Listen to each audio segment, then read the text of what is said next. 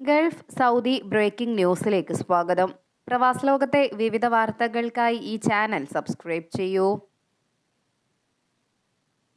വിദേശ തൊഴിലാളികളുടെ തൊഴിൽ പരിചയവും യോഗ്യതയും വൈദഗ്ധ്യവും പരിശോധിക്കുന്ന പ്രൊഫഷണൽ വെരിഫിക്കേഷൻ രണ്ടാം ഘട്ടത്തിൽ 1315 തസ്തികകളിൽ കൂടി നടപ്പിലാക്കുമെന്ന് സൗദി മാനവ വിഭവശേഷി സാമൂഹിക വികസന മന്ത്രാലയം അറിയിച്ചു. നൈപുണ്യത്തിനും പരിശീലനത്തിനുമുള്ള വിഭാഗം അണ്ടർ സെക്രട്ടറി അഹമ്മദ് അൽ അസ്സഹ്റിയാനിയാണ് ഇക്കാര്യം അറിയിച്ചത്.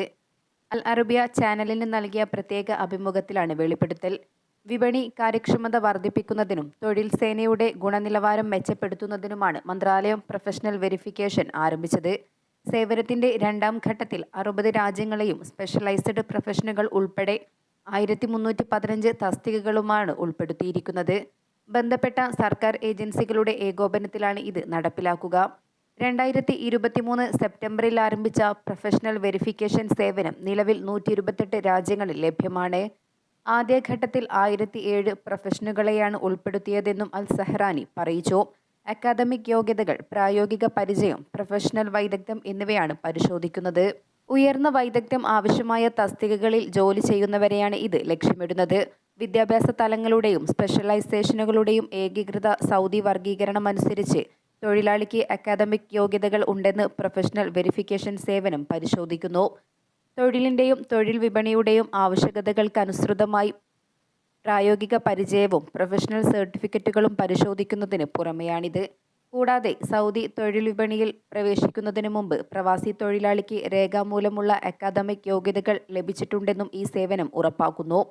തൊഴിലാളിക്ക് വിദ്യാഭ്യാസപരവും അക്കാദമികവുമായ യോഗ്യത നേടുന്നതിന് ആവശ്യമായ തൊഴിലുകളും ജോലികളും ഇതിൽ ശ്രദ്ധ കേന്ദ്രീകരിക്കും.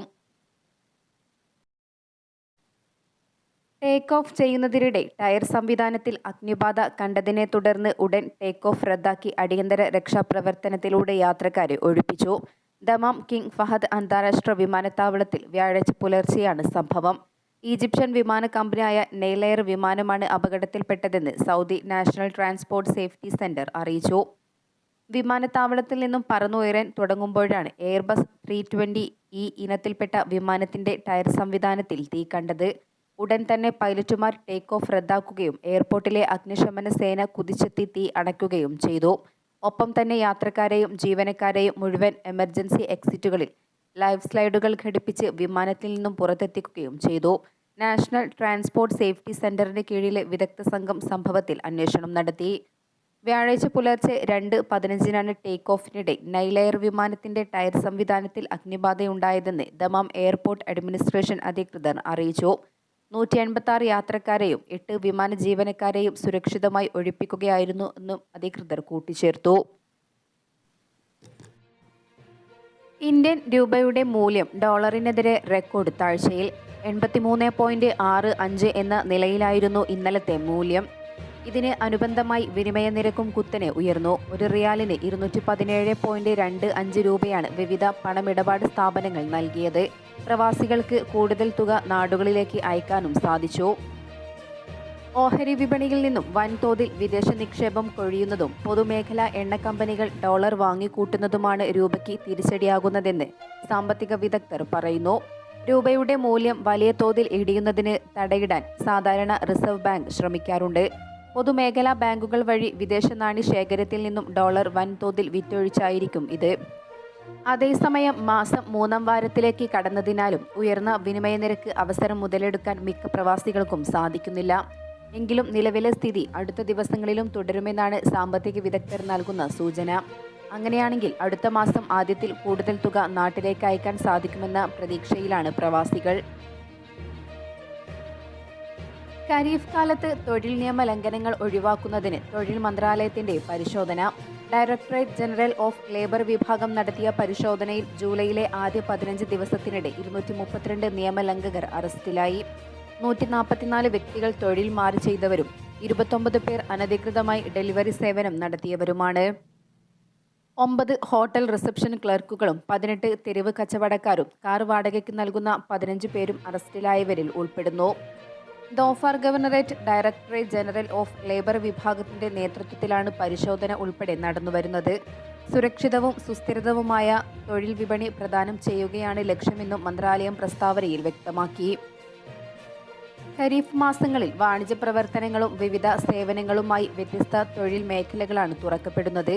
ഈ സാഹചര്യത്തിൽ തൊഴിൽ നിയമങ്ങൾ ലംഘിച്ച് വിദേശികൾ പ്രവർത്തിക്കുന്നതായി നേരത്തെ റിപ്പോർട്ട് ചെയ്യപ്പെട്ടിരുന്നു.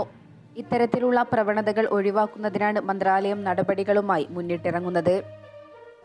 ക്യാമ്പയിന്റെ ഭാഗമായി തൊഴിൽ മന്ത്രാലയം ഉദ്യോഗസ്ഥരുടെ നേതൃത്വത്തിൽ വിവിധ മേഖലകളിൽ പരിശോധന നടത്തി. തൊഴിലുടമകൾക്കും തൊഴിലാളികൾക്കും നിർദ്ദേശങ്ങൾ നൽകുകയും ബോധവൽക്കരണം നടത്തുകയും ചെയ്തു. വാണിജ്യ കേന്ദ്രങ്ങളിലും ഭക്ഷണശാലകളിലും മറ്റ് തൊഴിൽ സ്ഥലങ്ങളിലും ഉൾപ്പെടെയായിരുന്നു അധികൃതരുടെ സന്ദർശനം. വരും ദിവസങ്ങളിലും പ്രത്യേകം ഉദ്യോഗസ്ഥരുടെ കീഴിൽ മേഖലയിൽ തുടർച്ചയായ പരിശോധനയുണ്ടാകും. അതേസമയം ഈ കാലയളവിൽ തൊഴിൽ നിയമങ്ങൾ ലംഘിച്ച് അനുമതിയില്ലാത്ത വാണിജ്യ പ്രവർത്തനങ്ങളിലോ ജോലികളിലോ ഏർപ്പെടുന്ന പ്രവാസികൾക്കെതിരെ കർശന നിയമ നടപടിയുണ്ടാകും. പിടിക്കപ്പെട്ടാൽ തൊഴിൽ താമസ നിയമ ലംഘനങ്ങൾക്കുള്ള ശിക്ഷാ നടപടികൾക്ക് വിധേയമാക്കും. തൊഴിൽ വിപണി സുതാര്യമാക്കുന്നതിന് ഖരീഫ് സീസണിൽ പ്രവാസികൾക്ക് താൽക്കാലിക തൊഴിൽ പെർമിറ്റ് അനുവദിക്കാനും മന്ത്രാലയം തീരുമാനിച്ചിട്ടുണ്ട്. ഇതുവഴി സ്ഥാപനങ്ങൾക്ക് പ്രവാസി തൊഴിലാളികളെ താൽക്കാലിക വിസയിൽ കൊണ്ടുവരുന്നതിന് അനുമതി ലഭിക്കുമെന്നും തൊഴിൽ മന്ത്രാലയം അറിയിച്ചു. ഖരീഫ് കാലത്ത് വാണിജ്യ മേഖലയെ സജീവമാക്കുക എന്നുകൂടി ലക്ഷ്യം വെച്ചാണ് ഈ നടപടി. കൂടുതൽ വിനോദസഞ്ചാരികൾ എത്തുന്ന സമയത്ത് ആവശ്യമായ സേവനങ്ങളും വാണിജ്യ സംവിധാനങ്ങളും ഉറപ്പുവരുത്തുന്നതിന് കൂടുതൽ പ്രവാസി തൊഴിലാളികളുടെ സാന്നിധ്യം ഗുണം ചെയ്യും. ഇത് തൊഴിലുടമകളെയും സഹായിക്കും. ഖരീഫ് കാലത്ത് ദോഫാറിന്റെ വിവിധ ഭാഗങ്ങളിൽ കൂടുതൽ വാണിജ്യ പ്രവർത്തനങ്ങൾ ആരംഭിക്കുന്നതിന് സൗകര്യമൊരുങ്ങും. നിരവധി പ്രവാസികൾക്ക് താൽക്കാലിക തൊഴിലും ഈ കാലയളവിൽ ലഭിക്കും. അതേസമയം തൊഴിൽ നിയമങ്ങൾ ലംഘിച്ച് ഒമാനിൽ കഴിയുന്ന പ്രവാസികളെ കണ്ടെത്തുന്നതിനായി തൊഴിൽ മന്ത്രാലയത്തിന് കീഴിൽ രാജ്യത്തുടനീളം വ്യാപക പരിശോധന നടന്നുവരികയാണ്. വിവിധ ഭാഗങ്ങളിൽ നിന്നും നിരവധി തൊഴിൽ നിയമലംഘകരും അറസ്റ്റിലായി. ബർക്ക, ഇസ്കി, ദുക്കം, അൽവുസ്ത, സൂർ തുടങ്ങിയ പ്രദേശങ്ങളിൽ directorate general of labour welfare വിഭാഗം സെക്യൂരിറ്റി ആൻഡ് സേഫ്റ്റി സർവീസസ് കോർപ്പറേഷനുമായി സഹകരിച്ച് നടത്തിയ പരിശോധനയിലാണ് നിയമലംഘകരെ പിടികൂടിയത്.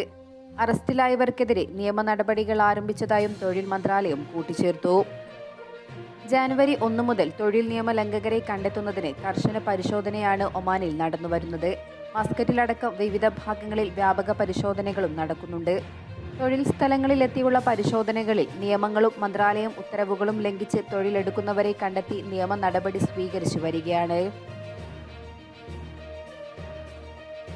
വാദി കബീറിലുണ്ടായ വെടിവെപ്പിന് പിന്നിൽ ഒമാനി സഹോദരങ്ങളാണെന്ന് റോയൽ ഒമാൻ പോലീസ് അറിയിച്ചു. ഇവർ സുരക്ഷാ സേനയുമായുള്ള ഏറ്റുമുട്ടലിൽ കൊല്ലപ്പെട്ടതായും പോലീസ് വ്യക്തമാക്കി. സംഭവത്തിൽ ഒരു പോലീസ് ഉദ്യോഗസ്ഥനും ഇന്ത്യക്കാരനും 4 പാകിസ്ഥാൻ സ്വദേശികളും മരണപ്പെട്ടിരുന്നു. 3 ആക്രമികളെയും സുരക്ഷാ സേന കൊലപ്പെടുത്തിയിട്ടുണ്ട്. വാദി കബീറിലെ വെടിവെപ്പിലെ സംഭവ വികാസങ്ങളെക്കുറിച്ച് പൊതുജനങ്ങളെ അറിയിക്കാൻ റോയൽ ഒമാൻ പോലീസ് പ്രതിജ്ഞാബദ്ധമാണെന്നും അറിയിച്ചു.